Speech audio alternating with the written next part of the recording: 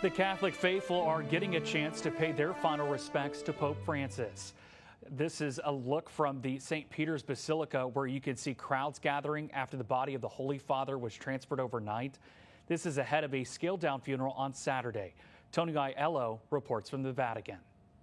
Long lines of mourners filed into St. Peter's Basilica to spend a moment at the coffin of the late Pope Francis. He was dressed in red robes in a simple wooden coffin. Walking in, it's such a surreal place, and it's very holy, and seeing the body and just remembering everything that he stood for is very important. He was dead, but I saw him and I could say goodbye.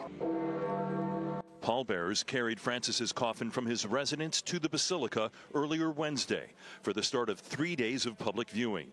The procession made its way through the same square where the 88-year-old made a surprise appearance for Easter Sunday, just hours before he died. The late Pope Francis will lie in state until his funeral and burial on Saturday. Because so many people are lining up to spend a few moments at his coffin, the Vatican says it may extend the viewing hours. We walked down here, we weren't really expecting to get any further than what we got, but it's incredibly long. The long lines are too much for the Mollers, newlyweds from Houston. They're skipping the chance to see the Pope lie in state. What's it like to be in Rome at this time? History being made, one Pope being buried, soon they'll be electing a new one?